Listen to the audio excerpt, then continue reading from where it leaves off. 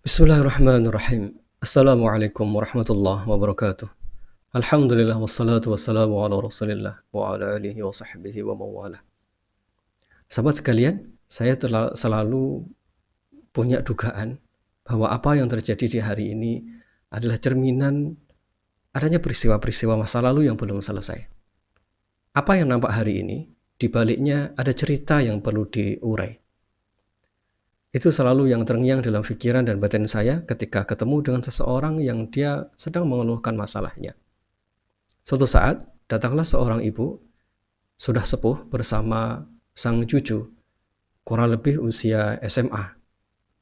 Sang nenek ini kemudian menceritakan bahwa sang cucu ini setelah sekian waktu, mungkin beberapa bulan terakhir, sering kali kesurupan. Di sekolah, di tempat umum, kadang ketika terjadi konflik, atau kadang ketika terjadi kesurupan massal, anak ini selalu menjadi salah satu di antara mereka yang mengalami kesurupan massal itu. Datang silih berganti, diterapi hilang gangguannya, lalu datang kembali di lain waktu. Begitu terus menerus. Sampai akhirnya kemudian beliau datanglah di tempat kerja saya waktu itu. Saya tanya kepada sang nenek, Mbah, di mana ibunya?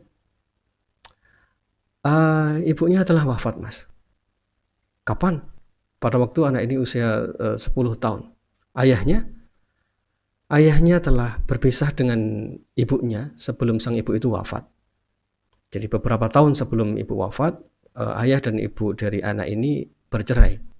Lalu anak ini hidup bersama sang ibu, dan sang ibu kemudian wafat pada saat anak ini di usia 10 tahun. Lalu setelah itu, Mbah, saya tanya kepada beliau, anak ini saya rawat, Mas. Jadi anak ini dibesarkan oleh sang nenek yang baik hati ini. Saya tanya kepada si adik ini, Dek, sampean pernah ketemu dengan bapak? Dia menggelengkan kepala. Saya tanya kembali, Dek, tidak pernah ada komunikasi dengan ayah? Dia kembali menggelengkan kepala. Ada nafkah yang beliau berikan, SPP misalnya? Tidak ada. Tapi adik tahu di mana bapak tinggal? Tahu, Pak, di luar kota. Mohon maaf, apakah bapak sudah menikah lagi? Iya, sudah menikah lagi. Di mana menikahnya? Dengan siapa? Menikah dengan orang yang sekota dengan si perempuan ini, dengan mbak ini, di kota yang sama dengan kota kami. Berarti adik kenal dengan ibu sambung ya, dengan ibu sambung? Kenal. Pernah tinggal serumah? Tidak pernah. Apakah dari mereka, dari pernikahan yang kedua ini, ayah dan istri yang kedua ini ada anak? Ada, katanya. Adik kenal dengan anaknya? Kenal baik. Jadi rupanya sang ibu yang kedua ini juga tinggal di kota yang sama dengan si adik ini. Dan ternyata anak dari perempuan yang menjadi ibunya ini dikenal oleh sang adik yang sedang mengalami kesurupan ini. Lalu akhirnya saya hentikan dialog, saya hentikan diskusi, karena mungkin sudah tergambar apa penyebab masalahnya.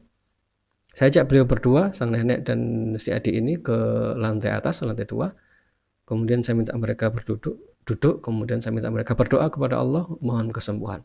Beberapa saat setelah berdoa itu, tiba-tiba si adik ini pingsan. Jatuh.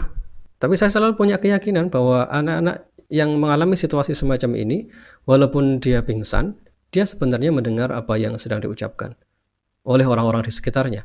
Lalu saya bilang kepadanya, Dek, istighfar, mohon ampun pada Allah. Apa yang harus diistighfari? Yang harus diistighfari adalah adik lupa untuk bersyukur kepada Allah Subhanahu wa taala bahwa okelah, mungkin adik sedih karena ibu sudah tidak ada. Okelah, mungkin adik sedih karena melihat ayah menikah lagi dan beliau tidak merawat adik. Tapi tahukah adik bahwa adik punya orang tua baru, yaitu nenek. Allah hadirkan beliau. Masya Allah, si adik ini, dia dalam kondisi pingsan itu, beliau kemudian meneteskan air mata. Saya minta beliau kemudian istighfar, mohon ampun pada Allah. Saya bimbing beliau untuk bersyukur kepada kepada Allah atas nikmat yang luar biasa, yaitu hadirnya seorang nenek yang sangat baik hati. Alhamdulillah beberapa saat kemudian beliau bangun, tersadar. Saya minta beliau duduk kembali. Saya tanya, "Dek, apakah adik merasa sangat kecewa dengan ayah?" Dia seperti bingung bagaimana menjelaskannya. Akhirnya saya coba untuk merincinya. "Adik, pernahkah suatu saat misalnya ketika adik di sekolah, melihat teman-teman adik di antara sekolah oleh ayahnya, adik merasa sedih karena ingat ayah? Ketika adik melihat foto dari teman sekelas berdua dengan ibunya, adik sedih karena kehilangan sang ibu. Apakah adik merasakan situasi semacam itu? Kadang merasa seperti tidak beruntung dengan keadaan semacam ini." Kemudian beliau menganggukkan kepala. Oke, tidak saya lanjutkan, saya ajak ngobrol beliau. Ada yang lupa untuk adik syukuri. Apa itu? Allah telah menjadikan ada orang baru yang menjadi orang tua bagi adik. Siapa dia? Beliau. Saya tunjuk beliau di depan. Beliau nenek. Dan saat ini beliau, Masya Allah, mau merawat sampean. Beliau menggantikan ibu. Beliau menggantikan bapak. Memang sekarang bapak sudah tidak merawat adik, tapi beliau tetap bapak.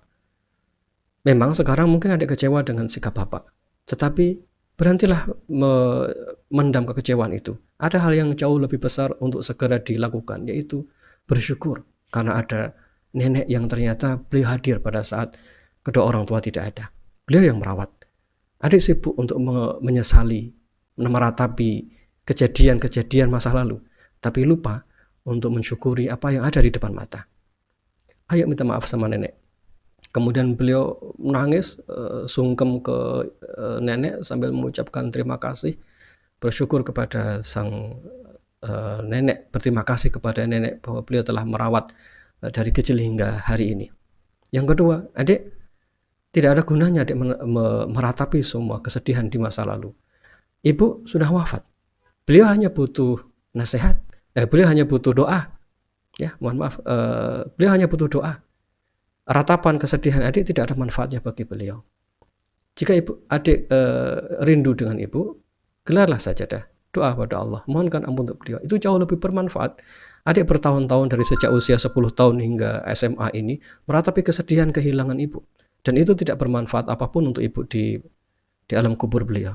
Jauh lebih bermanfaat adik duduk, angkat kedua tangan, mohonkan ampun untuk beliau. Kalimat istighfar yang adik bacakan untuk beliau sekali, itu lebih bermanfaat daripada ratapan tangisan 10 tahun terakhir, sejak 10 tahun hingga sekarang usia SMA.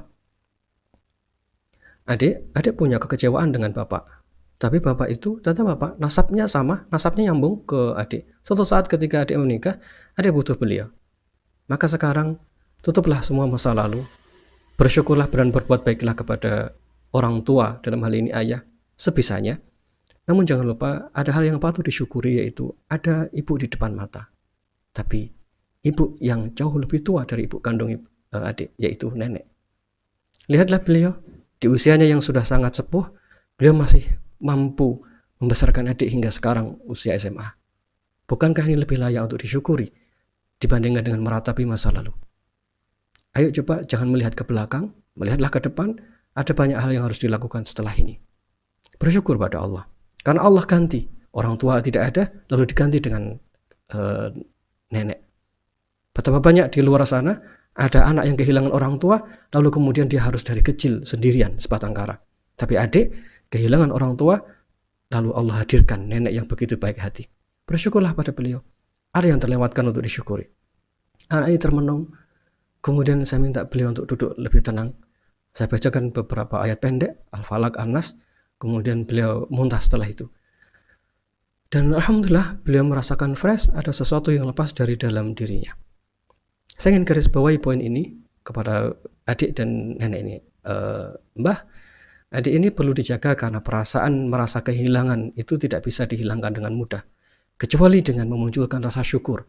Oleh karena itu, Mbah, bantulah dia untuk bersyukur dengan apa yang ada sekarang. Yang kedua, Mbah, bantulah dia untuk bukan melupakan, tetapi ridho terhadap apa yang terjadi di masa lalu. Ibu sudah wafat, beliau butuh doa. Cukup berhenti di situ apa yang harus dilakukan. Tidak perlu sedih, tidak perlu berlarut-larut dengan kesedihan. ayah, sudah menikah, sudah berkeluarga, beliau tetap ayah.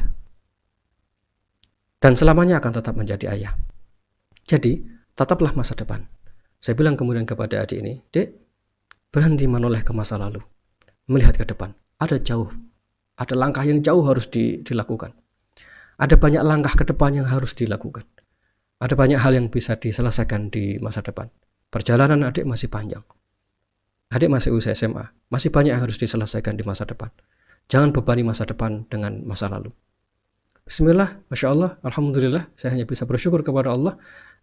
Kasus ini kemudian selesai, Masya Allah, selesai. Dan ternyata kesimpulannya adalah kadang kesurupan-kesurupan yang tidak kunjung selesai ini disebabkan karena adanya kesedihan yang tak kunjung selesai di masa lalu. Inilah perlunya untuk menggali, berbicara, menceritakan apa yang ada dalam diri ini untuk mengurai. Peristiwa hari ini, kejadian yang kita rasakan hari ini, di baliknya kadang ada cerita panjang tentang masa lalu. Di dalamnya ada cerita kekecewaan dalam batin kita. Hari ini kita sakit, hari ini kita kesurupan, hari ini kita mengalami sesuatu yang tidak mengenakan. Di baliknya ada cerita tentang jiwa kita.